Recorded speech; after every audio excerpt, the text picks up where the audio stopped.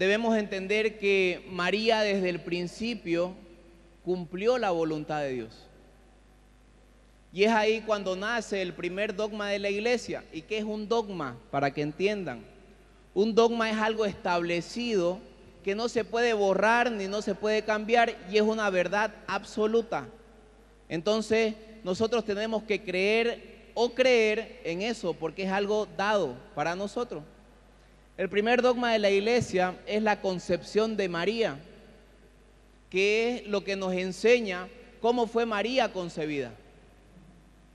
Ustedes conocen el relato en el Evangelio de Lucas, cuando nos habla de cuando el ángel visita a María y le dice, bendita eres entre todas las mujeres, ¿no es cierto?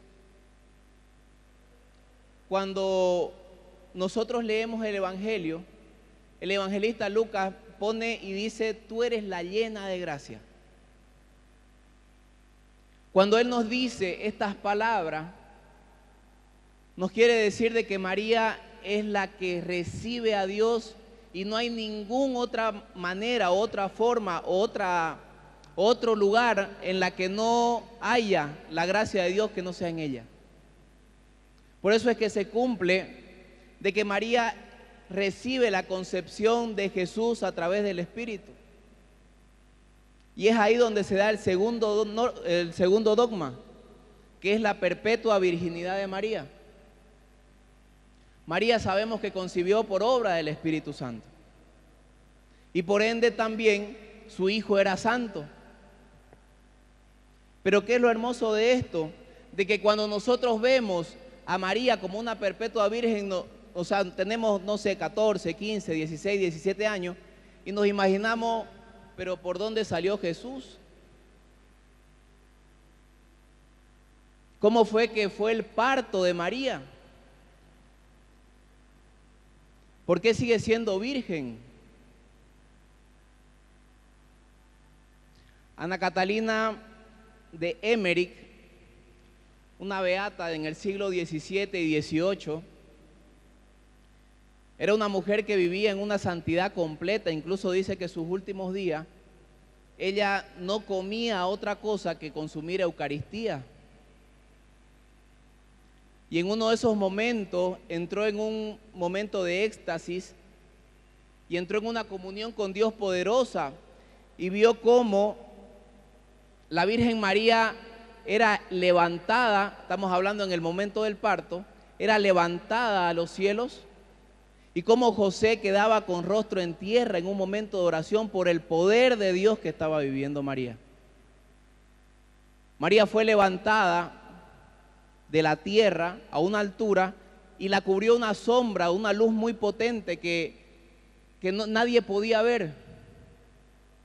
María quedó en éxtasis y entró en un momento de oración a Dios que cuando se levantó o despertó del éxtasis, ve a un niño postrado en una cama, en una manta, que empieza a llorar. Era un niño muy hermoso que su rostro encendía y resplandecía, que nadie podía verlo, solo su madre.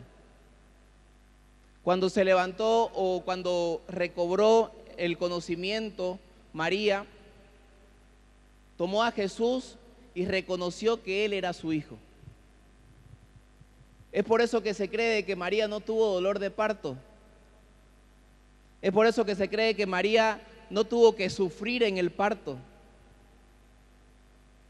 Y es que esto es lo hermoso de Dios, que nosotros no entendemos, pero María lo entendió. Porque si ustedes, y vemos jovencitas de 14, 15 años, le dicen, vas a quedar embarazada, y no entendemos los planes de Dios, lo primero que decimos, no, ¿qué va a decir mi familia? O yo no tengo ni novio. En esa situación se encontraba María. Incluso un poco más difícil porque María tenía un compromiso con José. Pero ella aceptó la voluntad de Dios. Ella la aceptó desde pequeña.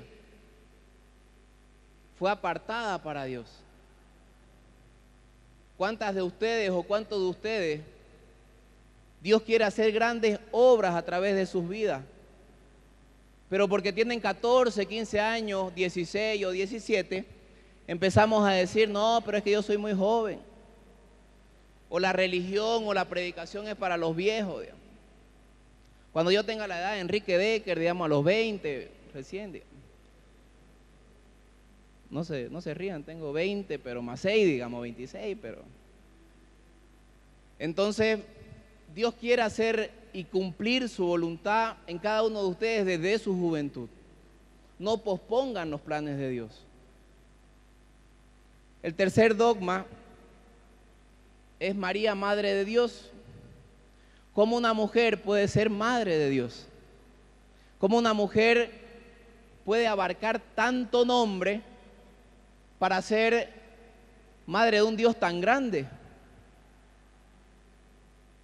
Y es que María, al concebir a Jesús, en el momento en que es concebido, sabemos de que Dios es el Trinitario. María no solo concibe a Jesús, sino también a Dios en su vientre y al Espíritu Santo. Por eso es que María es Madre de Dios. Y al ser Madre de Dios es Madre de la Iglesia. Y al ser Madre de la Iglesia es Madre nuestra. Por eso es que nosotros en nuestra vida no debemos sentirnos huérfanos. Porque cuando Jesús, en Juan, en el capítulo 19, leíamos ayer, en la tercera palabra, era madre, ahí tienes a tu hijo, hijo, ahí tienes a tu madre. Fueron las palabras que Cristo quiso dejar para que cuando Él muera nosotros no nos quedemos huérfanos, sino que tengamos a alguien que nos respalde y diga de que nosotros somos hijos de alguien. Por eso es que María se convierte en nuestra madre. Por eso es que María se convierte en la que nos protege, nos cuida, nos libera y sobre todo nos guía en el camino de la vida. Qué difícil es entender que una madre que no vemos y muchas veces no creemos en ella, sea nuestra madre. Pero Jesús, siendo Dios y siendo hombre, lo entendió. Porque Él recibió el amor de una madre. No quiero generalizar porque muchas veces nos cuesta, o algunos de nosotros no hemos recibido el amor verdadero de una madre. Pero quizás lo que sentimos y sabemos cómo es el amor de una madre por la forma en la que nos trata o nos lleva o nos cuida, sabemos que el amor de una madre es insuperable, ¿no es cierto? Y a pesar de que algunas madres no son las supermadres, por así decir, sabemos de que el amor de ella es más grande que cualquier cosa. Por eso muchos creen, y yo soy testigo de eso, de que cuando una mamá pierde a un hijo, es un dolor demasiado fuerte. Y es muy distinto a un hijo perder una madre. Yo acompañé a una señora durante casi 3 años, 2 años y medio, en una lucha de un cáncer, un tumor en el cerebro de un niño. Y yo veía cómo esa mujer no comía carne, no comía pollo, no comía nada más que vegetales porque a su hijo se lo habían prohibido. No dejaba de orar, no dejaba de creer y confiaba completamente de que él iba a alcanzar el plan de Dios. Recuerdo el día, hace un año más o menos, que le tocó enterrar a su bebé. Bueno, ya tenía 5 años. Esa mujer nunca y hasta ahora no puede sanar ese dolor, porque fue un dolor muy fuerte. Y cuando María perdió a Jesús, ella fue ahí donde sintió el dolor del parto. Los padres de la iglesia sostienen de que la cruz de Cristo para María fue como el parto. Fue el dolor tan grande, fue un dolor tan grande que no podía soportar. y vivió un parto. ¿Por qué? Porque cuando nace el bebé y empieza a llorar, a pesar del que esté llorando el niño, la mujer es feliz o la mamá es feliz, ¿no es cierto? María alcanzaba felicidad en la cruz porque sabía de que después de la cruz viene la Pascua. Después de la cruz viene la salvación, después de la cruz viene la resurrección. Por eso es que María sabía que después de ese tiempo de pasión iba a venir su tiempo de alegría. Y es ahora que nosotros tenemos que entender de que en nuestra vida, cuando estamos viviendo un tiempo de cruz, un tiempo de pasión, un tiempo de enfermedad, un tiempo de tristeza, de soledad, debemos entender de que ese tiempo va a acabar y va a venir un tiempo de Pascua, va a venir un tiempo de resurrección, pero ese es si nosotros empezamos a creer en Jesús. El cuarto dogma es la asunción de María a los cielos, pero no es cualquier asunción, sino que María sube en cuerpo y alma a los cielos, es llevada por ángeles. Por eso es importante entender de que María no es una persona común y corriente, no es una mujer más, o no es lo que muchas veces nos dicen o lo que nos quieren hacer creer, de que si Dios no la encontraba a María podía agarrar a cualquier otra. Pero amados hermanos, María fue apartada desde el principio para ser la madre de Dios. Cuando llegó el momento de la cruz o de la pasión, fue ahí como que los discípulos reaccionaron y dijeron: van a matar al maestro. Y quizás algunos discípulos esperaban, bueno, quizás se va a salir con la suya, o como cuando desapareció en el monte. Pero ya Jesús tenía un plan. Entonces Jesús ya había vivido el abandono por parte de sus discípulos. Qué importante es entender que si María no haya estado en la cruz, Jesús haya vivido una completa soledad. Si Jesús no se sintió solo, fue porque sabía que había una persona, una madre que intercedía por ella. Me gusta mucho reconocer a María como madre intercesora, porque recuerdo yo desde mis 13 años, mi familia tuvo un cambio profundo hacia las cosas de Dios y tantas cosas, ¿no? Recuerdo que teníamos grupos de oración en mi casa hasta mis 15 años más o menos, desde mis 10 más o menos. Y se suspendieron los grupos porque mi hermana se casó, se fue a otro país a vivir, entonces ya no tuvimos más, digamos, grupos de oración. Y fue ahí cuando yo empecé a vivir una vida completamente distinta a la que yo vivía bajo la voluntad de Dios. Recuerdo muy bien de que yo llegaba de bolichear o de una fiesta o lo que sea, y siempre mi madre me esperaba despierto. Y me decía: vení, y la típica, digamos, soplame, ¿no? Y uno ahí. Entonces, yo le decía: mamá, ¿vos qué haces cuando yo no estoy? O sea, cuando salgo o algo. Nada, me decía, miro tele hasta que llegué. Recuerdo una vez, yo llegué de una salida, digamos, y mi madre no me había escuchado. Entonces, llegué a la ventana de su cuarto y dije: por fin mi madre no me esperó. Llegué, espío la puerta de su cuarto, o la ventana de su cuarto, perdón, y veo a mi madre arrodillada. Y yo entro a su cuarto y le digo: ¿qué estás haciendo? Y mi madre, avergonzada, me dice: me encontraste. Esto es lo que hago cada vez que vos salís. Oro para que llegues bien. Y desde ahí entendí cuál es el verdadero amor de una madre. Ahí entendí que verdaderamente María toma un papel importante en la pasión para que Jesús no se sienta solo. Y esa es la diferencia de un Jesús o de una María, perdón, con cruz en la cruz y una María sin la cruz. Y es que, amados hermanos, nosotros no podemos alcanzar la salvación sin la cruz. Y María lo sabía eso. Por eso es que ella confió plenamente en Dios. María sabía que el camino para alcanzar la salvación y encontrarse con Dios era también pasar por la cruz. Porque vivió un tiempo de dolor. ¿Cuántas veces creemos de que la voluntad de Dios también es que nosotros no alcancemos la felicidad?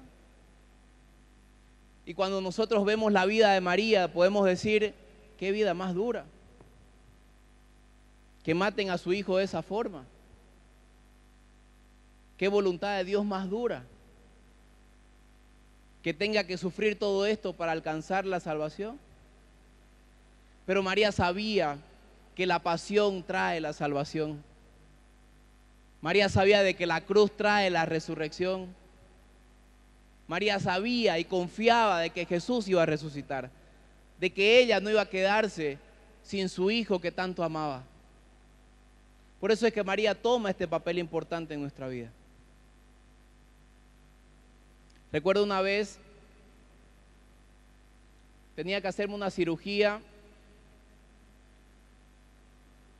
la cual nunca me habían hecho, digamos. Yo tenía una cirugía, 2 cirugías, que me habían puesto anestesia general, que es cuando te duermen completamente, ¿no? Pero esta vez me dice el médico que tenía que hacerme una cirugía con anestesia localizada. ¿Alguna vez le han hecho una cirugía con anestesia localizada? ¿Quién levante la mano? A ver. Somos pocos, ¿no? Muy bien. Bueno, yo estaba muy nervioso y mi madre me dice, ora antes de ir. Yo, bueno, empecé a orar y recordé las palabras de un amigo, que él me dijo, cuando te sintas que estás solo, pedí la compañía de María. Recuerdo que entré al lugar donde me iban a practicar la cirugía. El médico me pone como una tela en el lugar donde iban a practicarla, para que uno no lo vea. Y él se pone del otro lado, ¿no? Obviamente. Y empezó a hacer la cirugía, yo escuchaba y yo estaba tranquilo, ¿no? Y bueno, pensé y sentí que no dolía. En una de esas el médico me dice, Enrique, siento que la anestesia no llegó al lugar indicado. Entonces tengo que cortar un nervio y te va a doler un poco, me dice, ¿no? Y yo le digo, ¿poco o mucho? Le digo, no me mientas. Y él me dice, la verdad te va a doler un poquito más que poco. Entonces ahí me entró un poco de nerviosismo, ¿no? Yo empecé a rezar. Lo único que hacía era rezar Ave María. Y le decía a María, acompáñame. En ese momento siento como no sé qué pinza era, pero empieza a cortar el nervio. Y era muy duro, digamos, muy fuerte. Entonces yo sentía como una mano apretaba mi mano. Yo sentía de que no era una mano cualquiera, sino era una mano tan suave y tan llena de fortaleza que yo sentía de que María estaba conmigo. Y cuando yo sentí esa presencia de María, fue ahí cuando empezó a cesar el dolor. Y el doctor me decía lo contrario, aquí es donde le va a doler más, aquí es donde le va a doler más. Y yo sentía que me dolía menos y me dolía menos. Y es que cuando nosotros caminamos con María, empezamos a entender de que nunca estamos solos. Cuando yo atiendo jóvenes como ustedes, siempre sufren o tienen la tendencia a sufrir de soledad. Siempre tienden a sentirse no escuchados, no entendidos, que mi madre es a la antigua, yo soy nuevo, digamos, siglo XXI. Y creemos de que muchas cosas nuestros padres no los han vivido. Y es que, amados hermanos, lo que no entendemos es que nosotros somos los que no caminamos solos. De que María nos acompaña. Por eso es que Jesús, cuando estaba en la cruz, sabía y entendía de que él no estaba solo. Y sobre todo él soportaba el dolor porque había una madre que intercedía por él. Por eso es que cuando Jesús entrega su espíritu, sabe de que en 3 días iba a volver a encontrar con su madre. María entendía de que quería que acabe el dolor de su hijo para que vuelva a nacer la Pascua, para que vuelva a nacer su hijo. Por eso es que nosotros tenemos que entender de que cuando nos sentamos solos, cuando nos sentamos deprimidos, cuando creamos de que nadie nos quiere, todos nos odian y me quiero comer un gusanito, es ahí cuando tenemos que pedir la intercesión de María. Porque María nunca dejará de ser nuestra madre. Porque Jesús no nos quiso dejar huérfanos, nos entregó a su madre. Y María sabe adecuarse a su hijo. Porque cuando ustedes reciben a un niño que no es su hijo y lo adoptan como si fuera, no es él que se tiene que adecuar a su nueva familia, es la nueva familia que se tiene que adecuar a su hijo. Por eso es que María siempre entiende nuestros planes, siempre entiende nuestros sueños y sobre todo los cuida para que lo llevemos a cabalidad. Amados hermanos, tenemos que entender de que María es la gran intercesora ante Jesús, de que Jesús cumple la voluntad siempre del Padre y María siempre hizo la voluntad de Dios. Por eso fue caracterizada. Amén.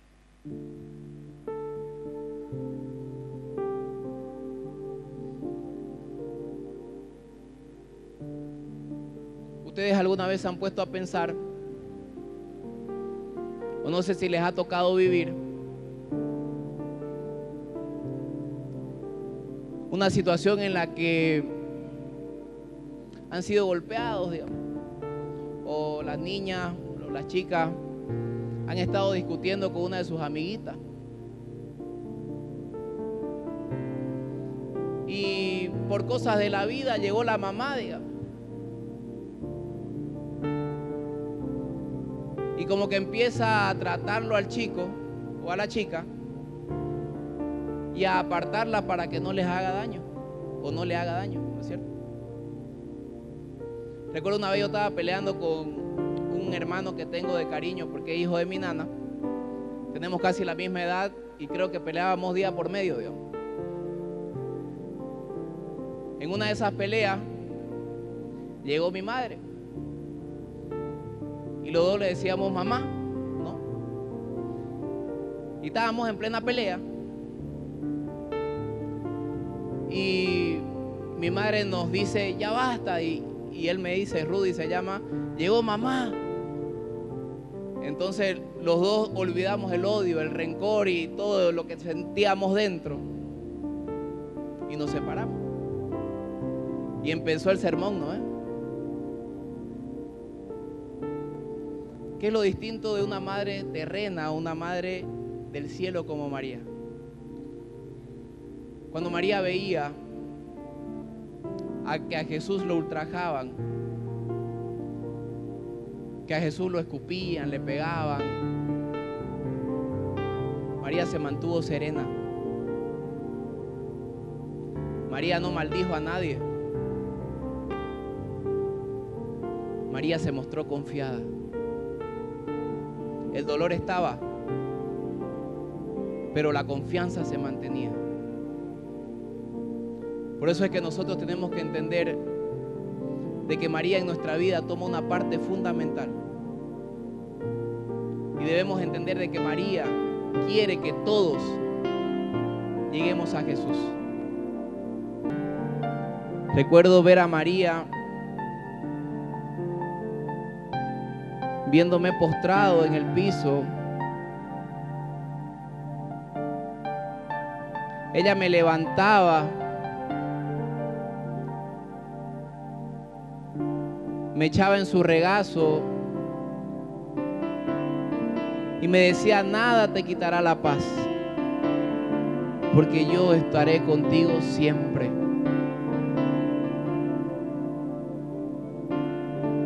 Amado hermano, si tú en tu familia, en tu hogar,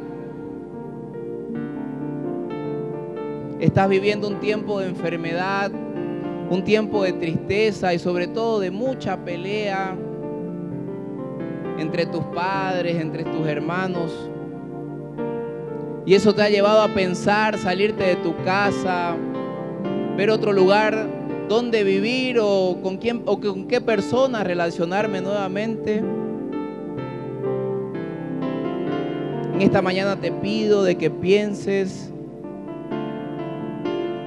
en acostarte un momento en el regazo o en la falda de María.